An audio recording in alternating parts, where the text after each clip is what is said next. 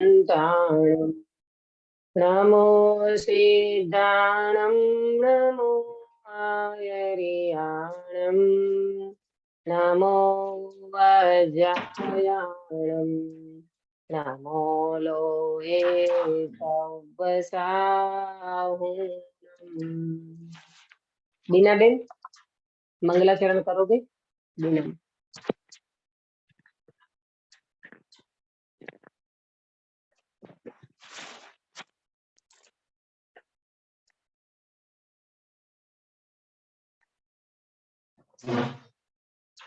Unmute करो, mute पे हो, म्यूट अनम्यूट करो आप। क्रम नियमित क्रमबद्ध है जग की सब पर्याय, निर्णय हो सर्वज्ञ का दृष्टि निज में आ।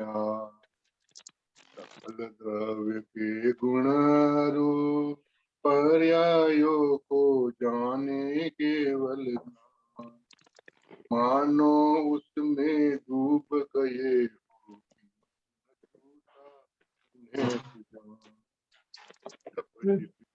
जिसमें जिस तल में जिस विधि से होना जो कार्य, तब उसका उसमें उस तल में उस विधि से होता वह।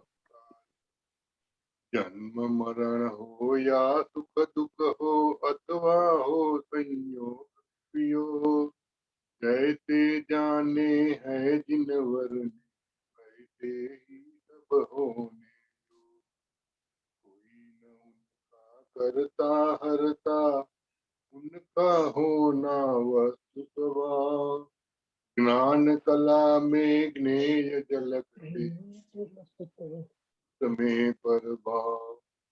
हक नहीं मैं पर का करता और न मैं और न पर में मेरा कार्य। सहज स्वयं निज क्रम से होती है मुझ में मेरी पर्याय। पर्यायों से दृष्टि पलटती बात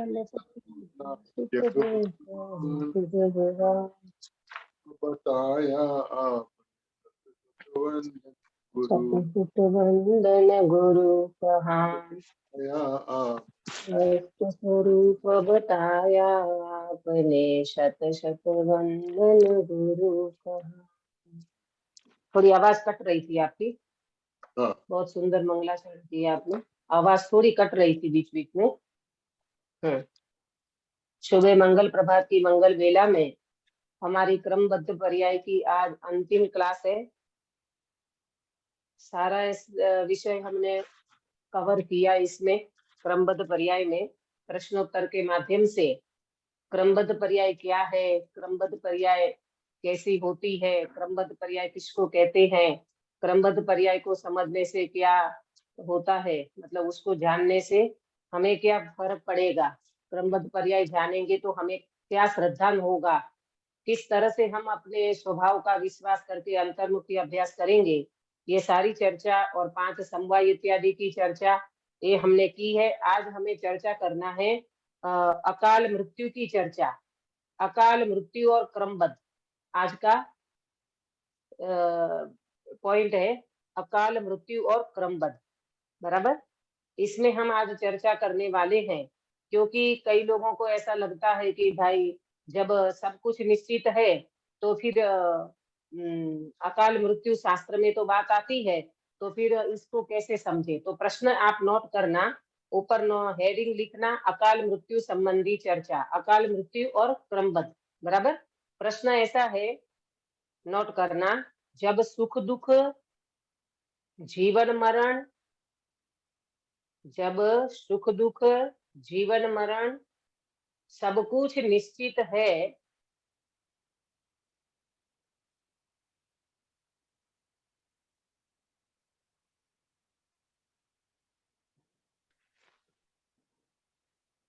जब सुख दुख जीवन मरण सब कुछ निश्चित है, स्वकाल में ही होते हैं, स्वकाल में ही होते हैं,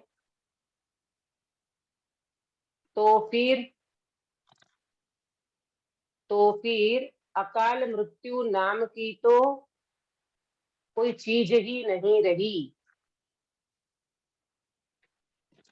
तो फिर अकाल मृत्यु नाम की तो कोई चीज ही नहीं रही। और शास्त्रों में अकाल मृत्यु की चर्चा आती है तो कैसे समझना। शास्त्रों में अकाल मृत्यु की चर्चा आती है तो कैसे समझना।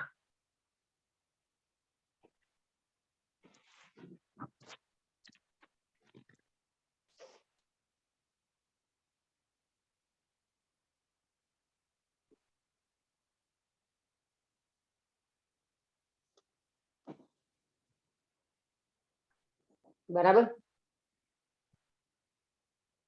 और शास्त्र में कहाँ चर्चा आई है इसको भी नोट कर लेना। तत्वार्थ सूत्र के दूसरे अध्याय के अंतिम सूत्र में। तत्वार्थ सूत्र के दूसरे अध्याय में अंतिम सूत्र 53 नंबर का, 53 नंबर का। औपपातिक चरम देहोतम ऐसी बात आती है, ऐसा सूत्र आता है। सूत्र भले आप नोट नहीं करो, पर तत्वार्थ सूत्र के दूसरा अध्याय और 53 नंबर का सूत्र है, आप देख लेना। तत्वार्थ सूत्र में औपपादिक चरमोत्तम देहा संख्याय वर्षा युषो न पर्वत्या युषः। ये आपको सूत्र बोलने में कठिन पड़ेगा, लेकिन ये सूत्र है, इसमें इस तरह से इसकी चर्चा आई है। बराबर। अब अपन इसको क्रम से समझेंगे। बात प्रश्न समझ में आया कि जब जीवन मरण सुख दुख सब कुछ निश्चित है और स्वकाल में ही होते हैं सारे कुछ, तो फिर अकाल मृत्यु की बात कहाँ से। अकाल मृत्यु जैसी कोई चीज रहती नहीं है। बराबर। तो फिर शास्त्र में तो बात आती है ना। तत्वार्थ सूत्र में ये बात आई है अंतिम सूत्र में कि भाई इस तरह से होता है। परंतु अब अपने को समझना है कि ये सूत्र का भाव बराबर पकड़ा नहीं है। ये सूत्र वास्तव में अकाल मृत्यु के लिए नहीं है, परंतु अब अपन समझेंगे कि अकाल मृत्यु की शास्त्र में बात आई है, पर उसका भाव कैसे है, किस तरह से उसका भाव को समझना, ये बात को अपने को समझना होगा। सबसे पहले आंसर में आप नोट करोगे कि अकाल मृत्यु का मीनिंग क्या है। अकाल मृत्यु किसे कहते हैं, इसी के आंसर में अकाल मृत्यु का अर्थ क्या होता है। अकाल मृत्यु माने आयु कर्म की उदीर्णा। आयु कर्म की उदीर्णा, उदीर्णा उसको कहते हैं अकाल मृत्यु। आयु कर्म की उदीर्णा को अकाल मृत्यु कहते हैं। बराबर। पहले अपने को अकाल मृत्यु समझना है ना कि अकाल मृत्यु माने क्या। माने नहीं, काल माने समय पे मृत्यु नहीं होना, है ना, तो उसको कहते हैं अकाल मृत्यु। तो अकाल मृत्यु आयु कर्म की उदीर्णा को कहते हैं। बराबर। अब उदीर्णा किसे कहते हैं। उदीर्णा माने क्या, ये उदीर्णा कौन सी बला है, उदीर्णा क्या चीज है। उदीर्णा माने समय से पहले कर्म को उदय में लाना, उसको उदीर्णा कहते हैं। समय से पहले कर्म को उदय में लाना, उसको उदीर्णा कहते हैं।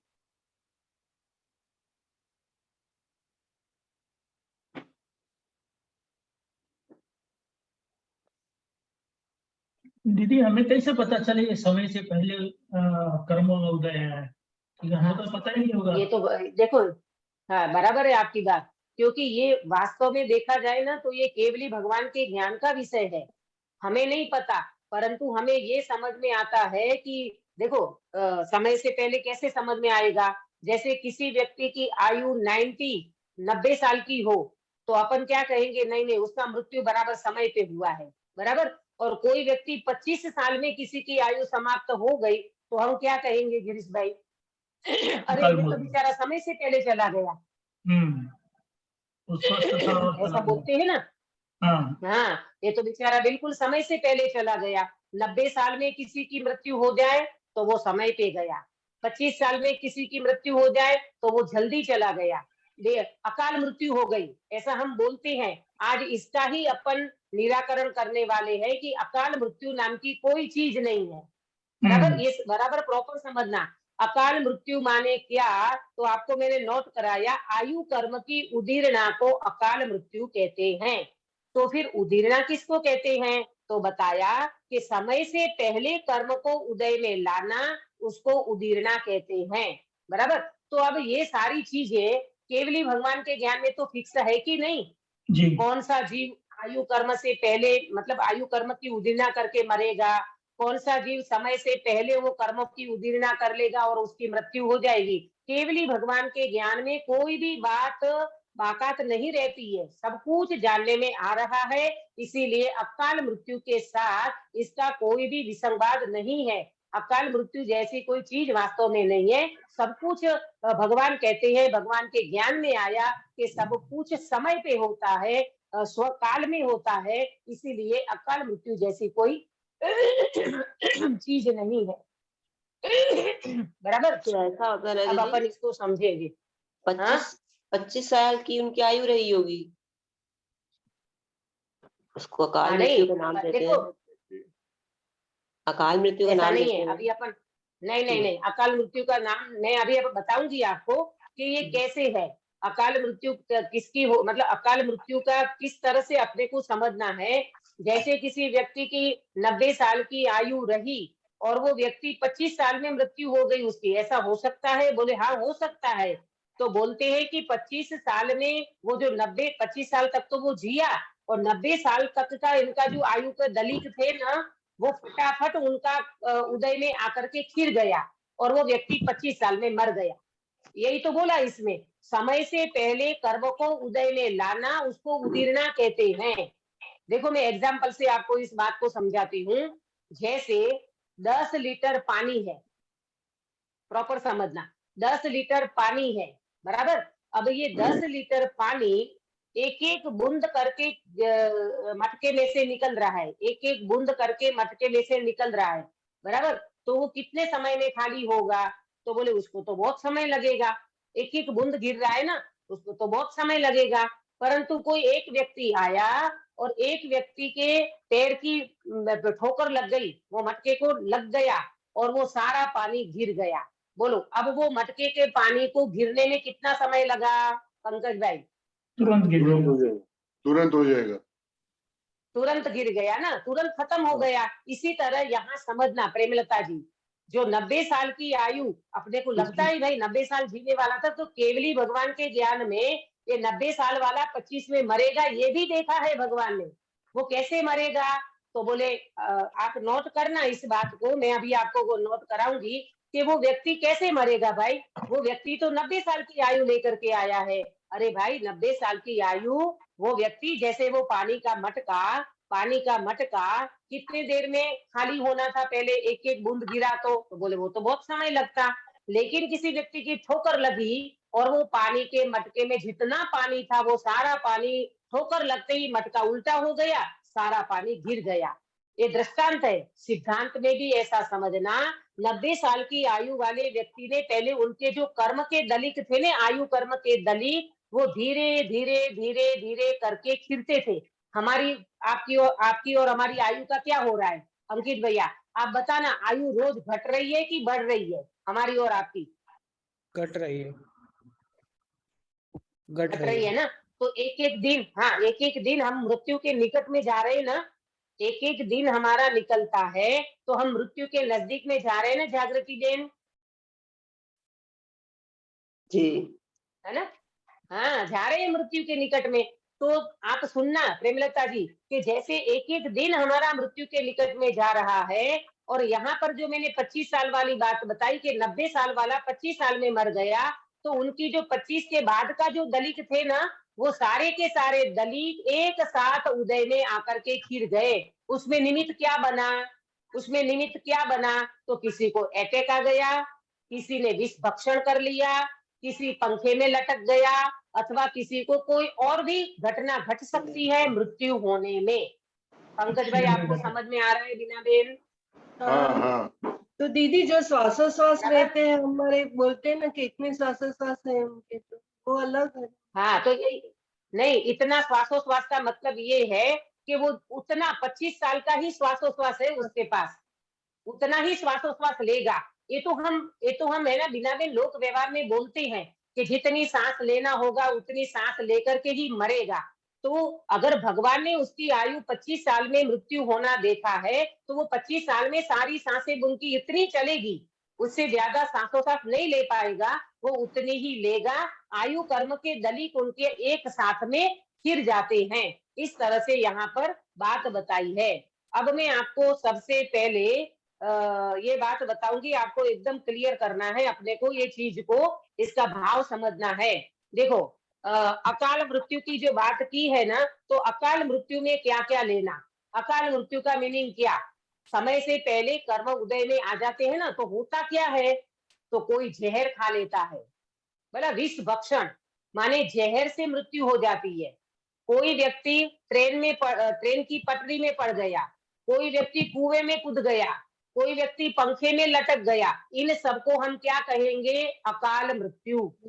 नाम दिया जाता है अकाल मृत्यु, बराबर, नाम दिया जाता है अकाल मृत्यु का। लेकिन वो भी स्वकाल में हुआ है, वो भी स्वकाल में ही हुआ है।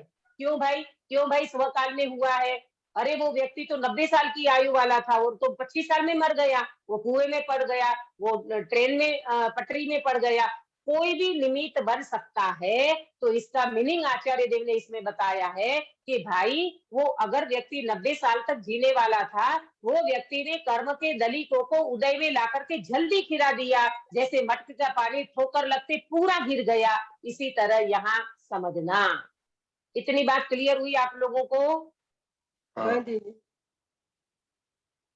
गिरीश भाई, जी सुनीता जी, हाँ दीदी क्लियर बराबर? तो हुई, लेकिन फिर भी एक रहता है ना करके कि हम कैसे बोल सकते हैं। अब नॉर्मली तो हम लोग बोलते हैं कि उसकी आयु उतनी ही थी, तो फिर हम कैसे सोच ले कि उसकी आयु 90 साल की थी और वो 25 साल में मर गया करके ऐसे। देखो देखो ये बात तो ना सुनीता जी 90 साल की आयु थी, ये भी अपने को नहीं पता है, ये तो हम एग्जाम्पल दे रहे हैं कि केवली भगवान तो इन बात को जानते हैं ना।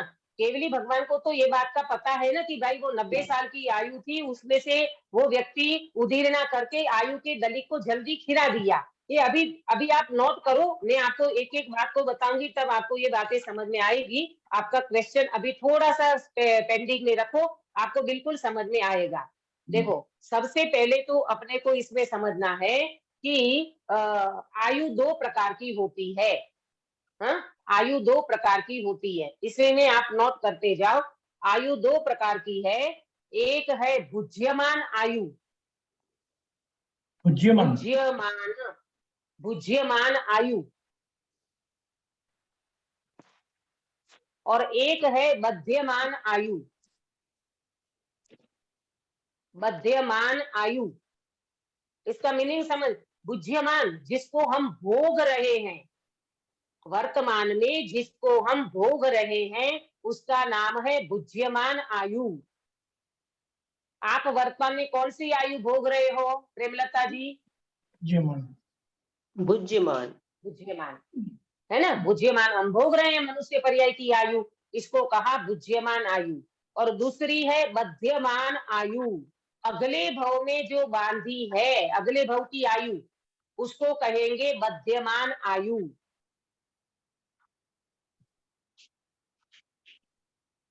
बराबर? अब अगले भाव में एक ये समझ, अगले भव की आयु बांधी ना जिस व्यक्ति ने, सपोज करो मेरी उम्र अभी 60 साल की है, हाँ, और मैं 90 साल तक जीने वाली हूँ। मेरी आयु अभी 60 साल की है और मैं 90 साल तक जीने वाली हूँ, तो मेरी अगली आयु बंध चुकी है, बंध गई होगी, तो अगले भव की आयु उसको कहते हैं मध्यमान आयु। अभी आपको समझ में आएगा, थोड़ा शांत रहो, आपको बिल्कुल समझ में दीदी आएगा। ब या म, अब ये मध्य या मध्य? नहीं, मध्यमान, बंधी हुई मध्य आयु, अगले भव की बंधी हुई आयु, बंदी मध्यम। अगले भव की जो आयु बंधती है उसको कहते हैं मध्यमान आयु। बराबर? अब देखो, थोड़ा सा आप गणित समझो कि आयु का आयु कब बंधती है। आयु त्रिभाग में बंधती है, आयु का बंध जो होता है वो त्रिभाग में होता है। एग्जाम्पल, किसी व्यक्ति की आयु 90 साल की है तो त्रिभाग कैसे होगा? त्रिभाग में कितनी आयु जाएगी अंकित भैया? 30 इस वर्ष 30 वर्ष। त्रिभाग करो, 90 का 3 भाग करो, कितना बनेगा? 30, 60 और 90। 30, 60 और 90। 30 ऐसे नहीं, त्रिभाग माने 3 हिस्सा करना है, 90 का 3 हिस्सा। 30, हाँ, 30, अच्छा 30 30 30, 30 30। हाँ 30 30 और 30 बराबर। तो अभी समझो आप, मेरी उंगली पे ध्यान देना, ये 30 साल, ये 30 साल और ये 30 साल बराबर।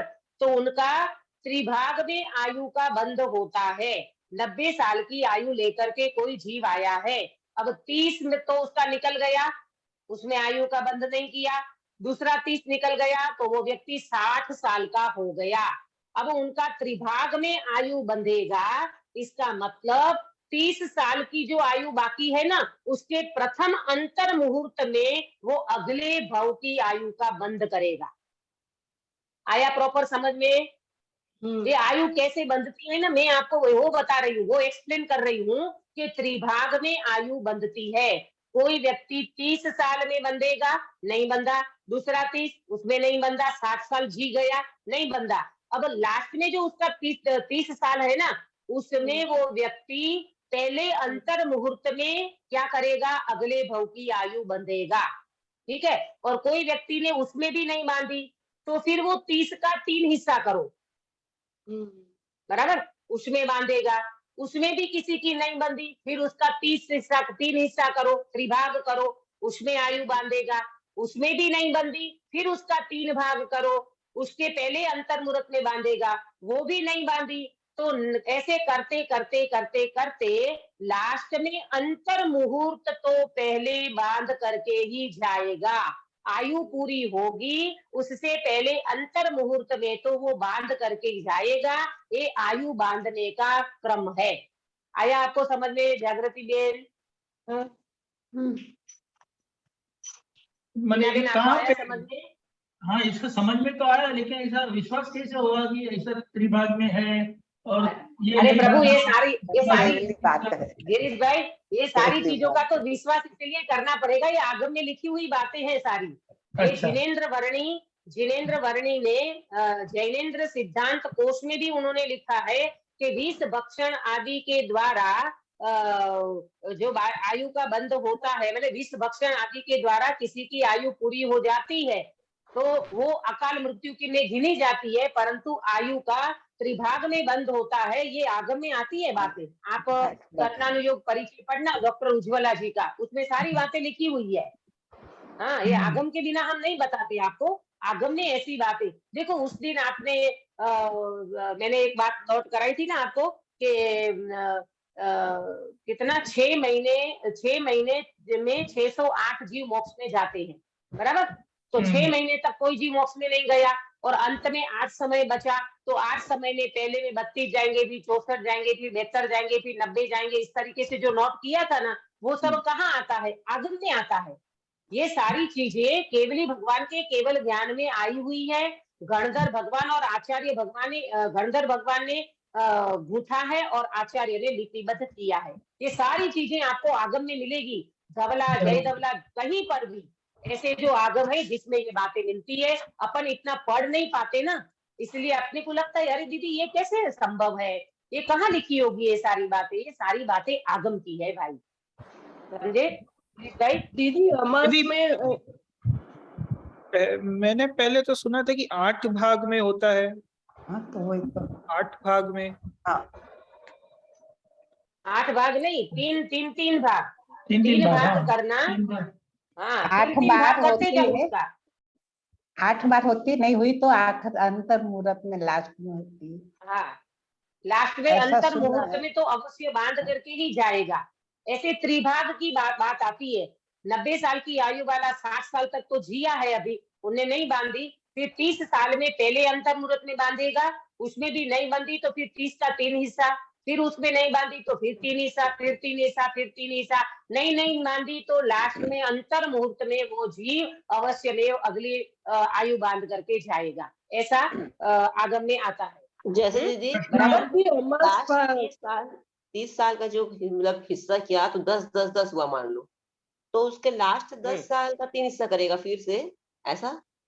हाँ, लास्ट तक 3 हिस्सा करते जाना और फिर नहीं बंधी तो लास्ट के अंतर मुड़क में वो जीव बांध करके जाएगा। वो हिसाब किताब अपने को लगाना पड़ेगा। ठीक है, दीदी अब अमास देखो भारी जाते इसे बोलते हैं ना, अमास को बोलते कि भारी जाती है, तो वो टाइम नहीं। ज्यादा अमास भारी जाती है, ये तो अब लोक व्यवहार में बात आती है, वरना आगम में ऐसी बात आती है अपने यहाँ दिगंबर में कि अष्टमी चतुर्दशी जो होती है ना, उस हाँ। दिन में आयु बंधने का चांस है, इसलिए अष्टमी चतुर्दशी को संयम से रहना चाहिए। ऐसा ऐसा कथन आता है। अष्टमी चतुर्दशी को आयु बांधने का कुछ ऐसा बताते हैं, तो उसी दिन में संयम से रहने की बात आती है। इसका मुझे प्रॉपर आगम का रेफरेंस पता नहीं है, लेकिन सुना है ऐसा। ठीक है, लेकिन अब देखो एक प्रश्न इसमें ये है कि समझो त्रिभाग में पहला 30 साल में नहीं बंधी, तो नहीं बनने का भी कुछ कारण होंगे कि क्यों नहीं बस बंधी? वो योग्यता जीव की। देखो अच्छा। क्यों नहीं बंधी ना, ये प्रश्न अपन कर्णानुयोग में नहीं कर सकते। क्यों नहीं बंधी, नहीं बंधी थी तो नहीं बंधी। क्यों नहीं बंधी तो ये कोई जवाब अपन नहीं दे सकते ना भाई, क्योंकि ये कर्णानुयोग है। ये कर्णानुयोग के कुछ नियम होते हैं कि वो नहीं बांधेगा, यहाँ तक वो जीव आयु नहीं बांधेगा तो नहीं बंधती, नहीं बंधेगा। अब क्यों नहीं बंधेगा वो तो अब जीव की योग्यता है भाई, क्यों नहीं बंधेगा। तो अब देखो थोड़ी बात आप इसमें नोट करना आगे, कि ये जो बात हुई ना कि भुज्यमान आयु और मध्यमान आयु, वर्तमान आयु। बराबर। हाँ, अब इसमें थोड़ी अपने को अकाल मृत्यु वाली जो अपन बात करते ना, भुज्यमान आयु और मध्यमान आयु की बात करी ना, वर्तमान में भोगने वाली आयु को भुज्यमान आयु कहते हैं, और मध्यमान आयु माने अगले भव में जो बंधती है उसको मध्यमान आयु कहते हैं।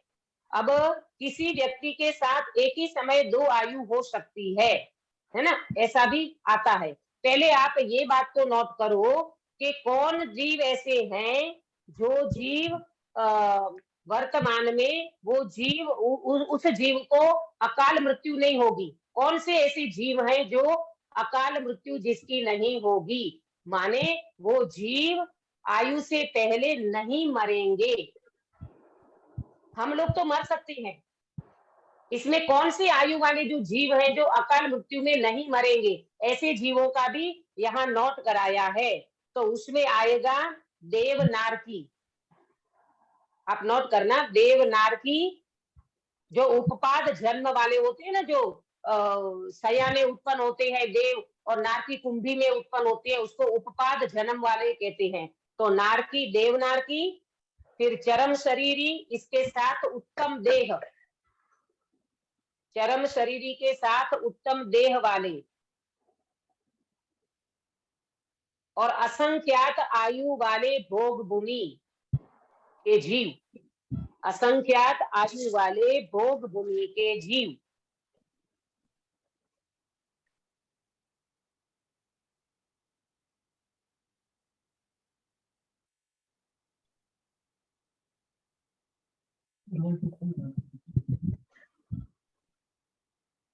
बराबर। देखो देवनारकी हो गया, देवगति के जीव, नरक गति के जीव हो गया, फिर चरम उत्तम, चरम शरीरी और उत्तम देह वाले, और असंख्य आयुष्य वाले भोग भूमि के जीव, भोग भूमि के मनुष्य, तिर्यन, भोग भूमि के मनुष्य और तिर्यन, ये सबका क्या नहीं होता, उदीर्णा नहीं होती, अपवर्तन नहीं होता, उदीर्णा नहीं होती, माने ये पूरी आयु भोग करके जाएंगे। इतने जीव को किसी भी प्रकार की अकाल मृत्यु नहीं होगी। अपन ये अकाल मृत्यु शब्द दे रहे हैं, पर उनका किसी भी जीव का समय से पहले मृत्यु नहीं होगी, माने वो उदीर्णा नहीं करेंगे। बराबर। कितने जीव आए, अब मुझे बताओ इसमें से कौन बचा, फिर कौन कौन जीव आ गए और कौन जीव बचा। कर्मभूमि के मनुष्य बचे, तिर्यन। हाँ, बहुत सही, बढ़िया। हाँ, तिर्यन। कौन बचा, कौन कौन आ गए और बचा कौन। कर्मभूमि के मनुष्य बचे और तिर्यन बचे। तिर्यंच भी उसमें कर्म भूमि के तिर्यंच भी इंद्रिय बचे। जीव सारे निगोद निगोद निगोद के 3-4 इंद्रिय के जीव बच गए। तो सीधी सीधी बात ये बताओ, सीधी सीधी बात ये बताओ कि कर्म भूमि के मनुष्य और कर्म भूमि के तिर्यंच, निगोद तो तिर्यंच में आ गया ना। हाँ निगोद का हिसाब किताब तिर्यंच में जाता है। निगोद कौन सा जीव है? तिर्यंच गति का जीव है। पंकज भाई आपको ख्याल आ रहा है? बात को समझे आप? हाँ देखो, देव आ गए, नारकी आ गए, हाँ बराबर। फिर असंख्य आयुष्य वाले भोग भूमि के मनुष्य और तिर्यंच आ गए। तो देव, नारकी, मनुष्य, तिर्यंच, तो बचे कौन? कर्म भूमि के मनुष्य बच गए और कर्म भूमि के तिर्यंच। इनका अकाल मृत्यु होती है, माने ये अपनी आयु इस तरह से उद्दीर्ण करके भोग के जाएंगे। इसमें चांस है विष भक्षण हो जाएगा, कभी अटैक आ जाएगा, है ना, कभी वो व्यक्ति सुसाइड कर लेगा किसी भी प्रकार से, तो ये हो सकता है। लेकिन इतने जीवों में नहीं होता। कौन कौन से जीव नहीं करेंगे ऐसा? देव, नारकी, चरम शरीरी, उत्तम देह वाले और असंख्यात आयु वाले भोग भूमि के हाँ जीव जो मनुष्य और तिर्यंच है। हाँ। अब इसमें एक बात ध्यान रखना कि इसमें उत्तम देह हो, उसके साथ चरम शरीर चाहिए, वो जीव को लेना इसमें। नहीं तर अगर उत्तम देह हो और चरम शरीर ही ना हो, माने उसी भव से मोक्ष जाने वाले नहीं हो, तो उस जीव का नहीं होगा। इसमें मैं आपको एग्जाम्पल देती हूँ। श्री कृष्ण, श्री कृष्ण को उत्तम देह तो थी, परंतु चरम शरीरी जीव नहीं थे, इसीलिए एक बाण लगा जरत कुमार का तो वो उसकी मृत्यु हो गई। बराबर, नोट करिए आपने बात को। कृष्ण महाराजा, कृष्ण महाराजा का देह तो उत्तम था, क्योंकि वो 63 सलाखा पुरुषों में गिने जाते हैं। देह तो उत्तम था, परंतु चरम शरीरी नहीं थे।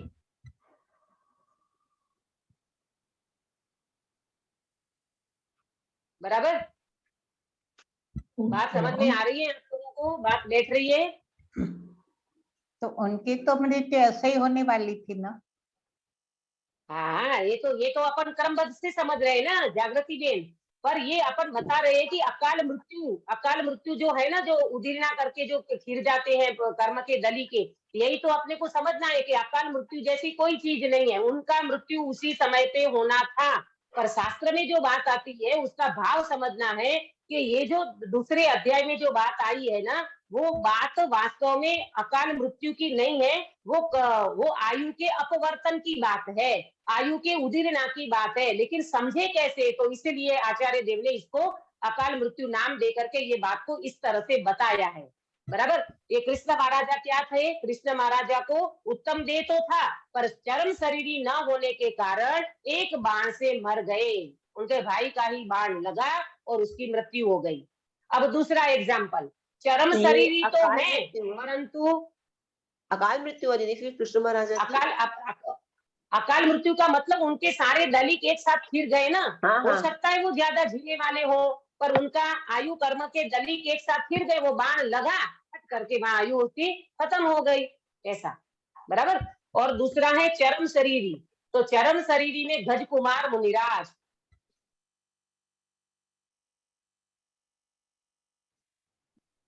गज कुमार मुनिराज उत्तम पुरुषों में नहीं गिना जाते, वो उत्तम देह में, माने वो 63 सलाखा में, पर चरम शरीरी थे, उसी भव से मोक्ष जाने वाला जीव था। तो गज कुमार मुनिराज के ऊपर सोमिल ने क्या रखा? अंगारे।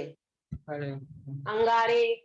बराबर। तो वो जीव की वहां मृत्यु हो गई, माने वो मृत्यु होना, केवल ज्ञान प्राप्त करके वो जीव वहां से मोक्ष चले गए, आयु खत्म हो गई उनकी भी। तो इस तरह से दो चीज साथ में होना चाहिए। तो गज कुमार मुनिराज का चरम शरीरी जीव तो था, पर उत्तम देह वाले जीव नहीं माने जाते। और श्री कृष्ण महाराजा उत्तम देह वाले थे, तो उनका चरम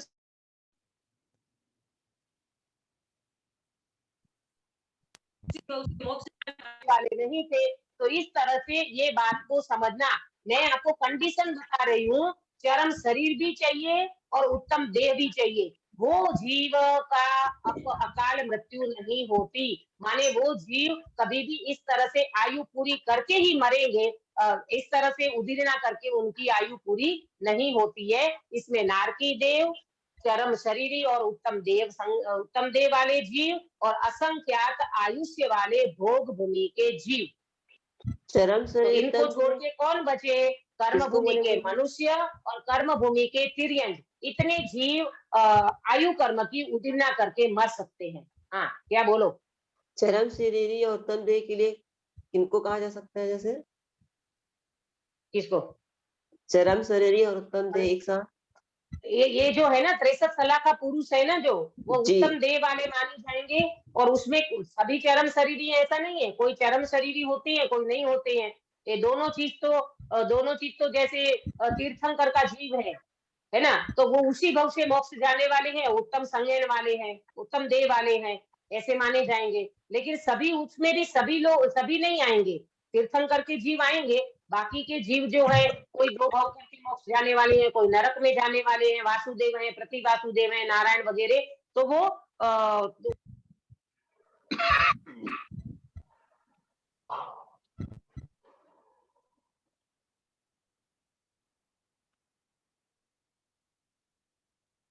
दीदी म्यूट हो गया है। आवाज नहीं आ रही है। क्या बात चल रही थी अपनी? हाँ, तो आया ना समझ में आप लोगों को कि ये इतने इतने आयु वाले माने इतने जो जीव हैं, नरक है, देव है असंख्य आयुष्य वाले भोग भूमि के जीव है, मनुष्य है, तिर्यंच है, ये और क्या रे बचा? ये चरम शरीरी और उत्तम देह वाले। इतने जीवों का अकाल मृत्यु नहीं होती, माने उदीरना करके कर्म को खीरा करके वो नहीं मरेंगे, पूरी आयु भोग करके वो जाएंगे। बराबर? ये बात क्लियर हुई आप लोगों को? बराबर। कोई कंफ्यूजन तो नहीं है ना इसमें? ये देखो नई चर्चा है, इसीलिए मैंने आपको बताया कि ये चर्चा सुन करके आपको लगेगा, लेकिन ये आगम में बातें आई है तो अपने को ये बात को समझना चाहिए। दो प्रकार की आयु बताई, बुद्धिमान आयु और बुद्धिमान और बद्धमान आयु। अब आप नोट करो कि ये बद्धमान आयु में तो सभी का अपकर्षण होता है। अपकर्षण होता है माने सभी का आयु का घटना होता है और वो मृत्यु होती है। पर बुद्धिमान आयु में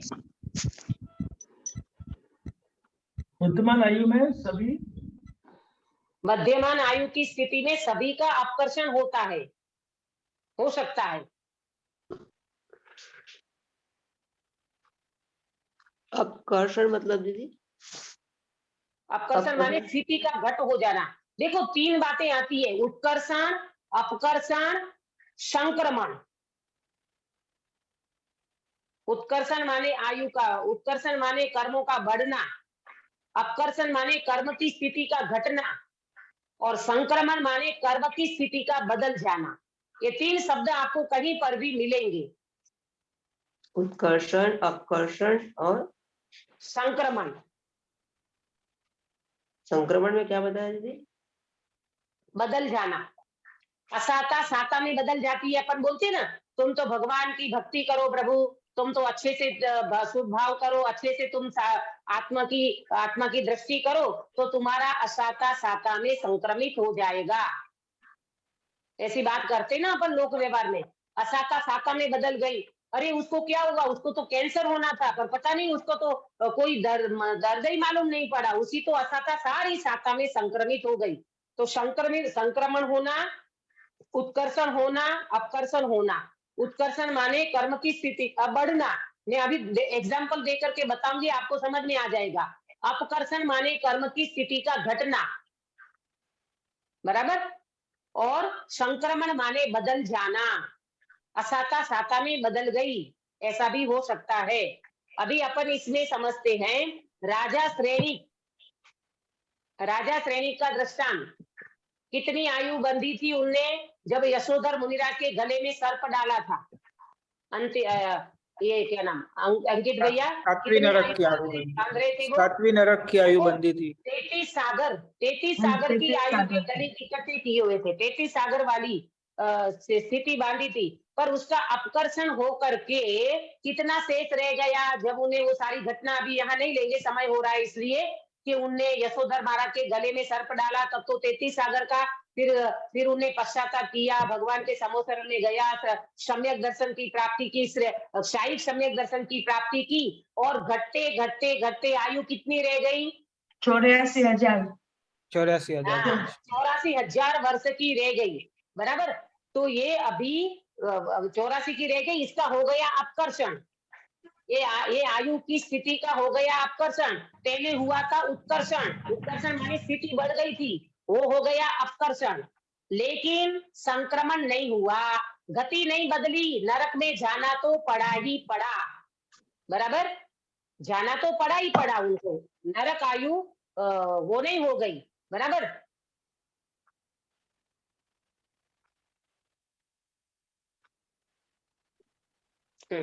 अब देखो, ये जो श्रेणिक महाराजा थे ना, श्रेणिक महाराजा तो यहाँ पर थे, लेकिन वो जीव अगले भव की आयु को बांध लिया, अगले भव की आयु को बांध लिया।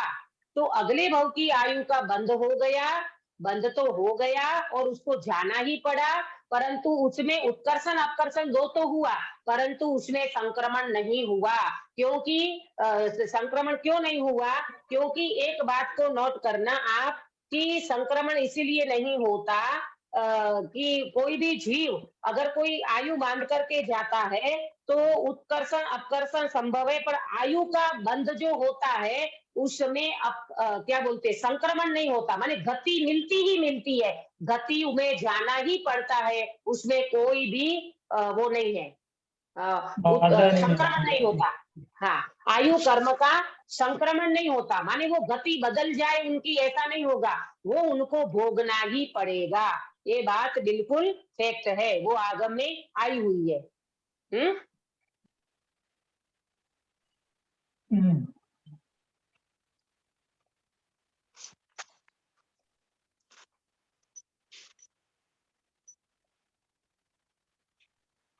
आयु कर्म में संक्रमण नहीं होता, ये नोट करना बात को, आयु कर्म में संक्रमण नहीं होता।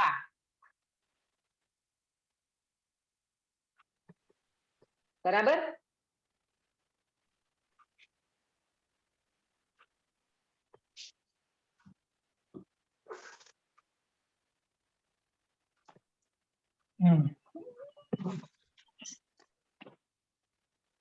आयु कर्म में संक्रमण नहीं होता। अब देखो, ये बध्यमान आयु और भुज्यमान आयु है ना, तो इसके लिए बहुत अच्छा दृष्टांत तो दादा ने दिया है इसमें, क्रमबद्ध पर्याय वाली जो पुस्तक है ना अपनी, इसमें इन्होंने बहुत अच्छा दृष्टांत दिया हुआ है कि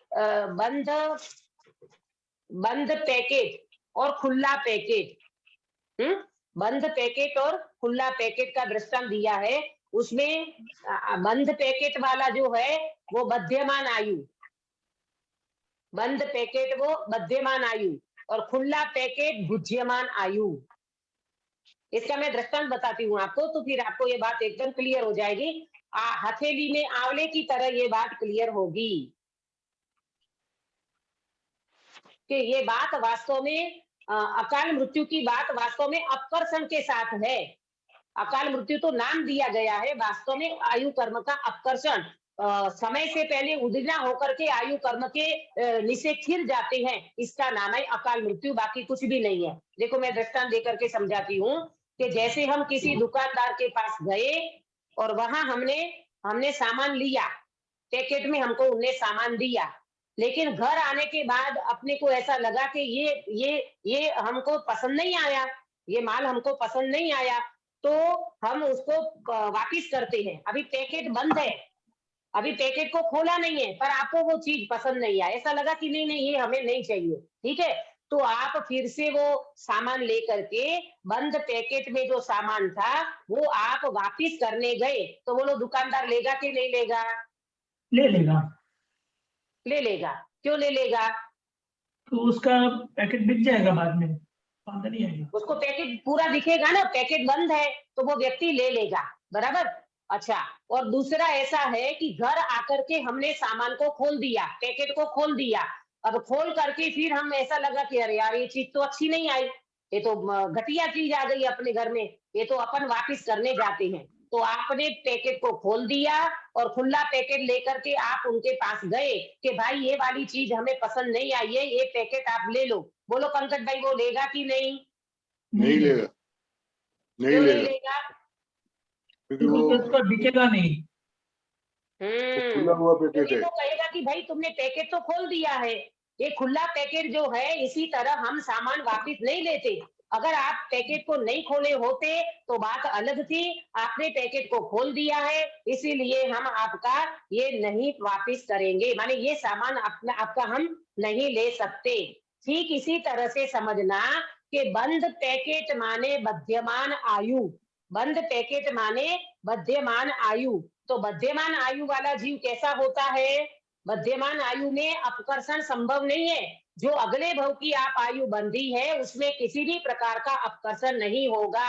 श्रेणिक महाराजा को नरक में जाना पड़ा तो जाना ही पड़ा, बराबर। परंतु भुज्यमान आयु, भुज्यमान आयु है खुला पैकेट। वर्तमान में कोई जीव इस तरह के आयु का अपकर्षण करके मर सकता है ना। जैसे अभी वर्तमान में किसी व्यक्ति ने सुसाइड कर लिया, किसी को अटैक आ गया, है ना, किसी को पंखे से लटक गया, कुछ भी करके वो जीव मृत्यु के शरण हो सकता है। माने आयु का अपकर्षण बध्यमान आयु में संभव नहीं है, भुज्यमान आयु में संभव है।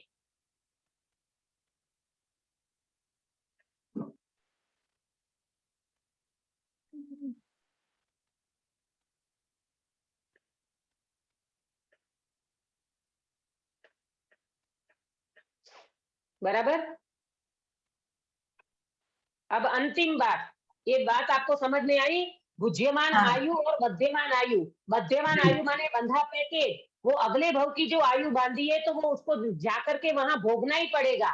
कम स्थिति हो जाए, ये उत्कर्षण अपकर्षण वाली बात को छोड़ो, लेकिन उस जीव को वहां जाकर के वो आयु भोगना पड़ता है।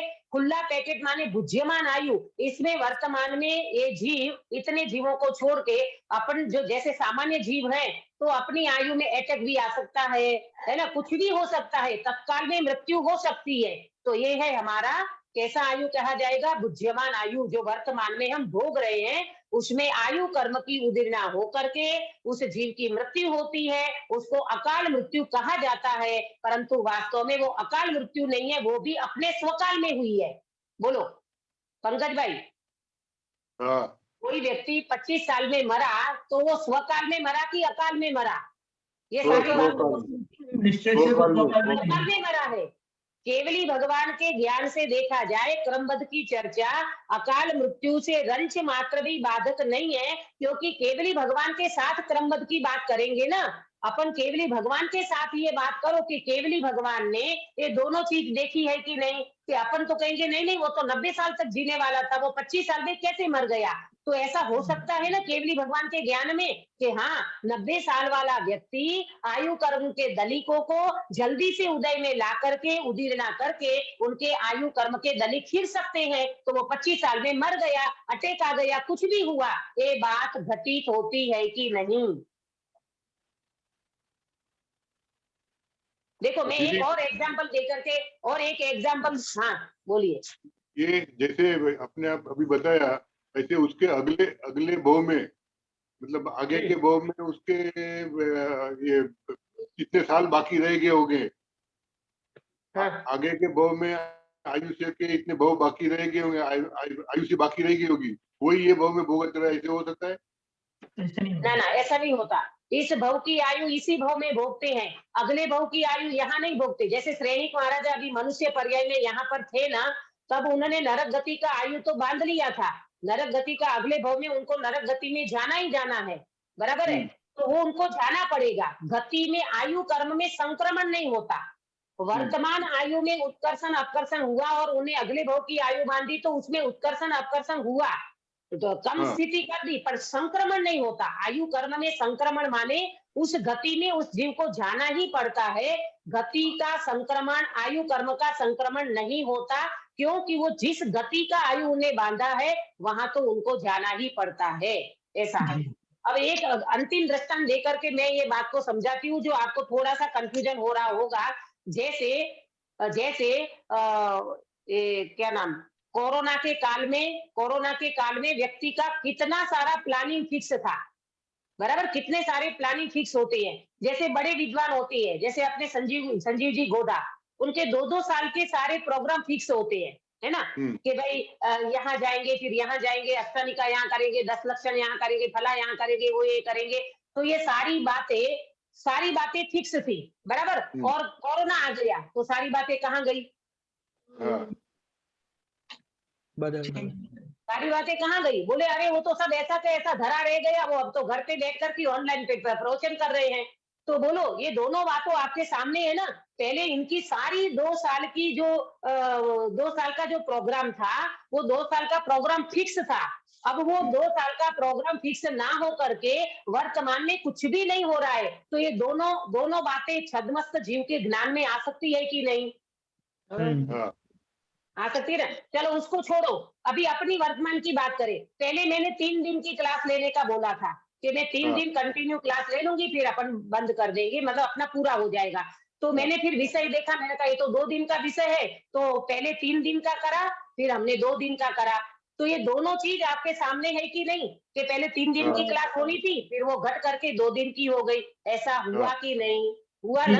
तो इसी तरह से कि 90 साल की आयु जीने वाला व्यक्ति वो केवली के केवल ज्ञान में सामने है, और वही व्यक्ति 25 साल की आयु भोग करके चला जाएगा, चाहे वो एक्सीडेंट से मर गया, कुछ भी हुआ।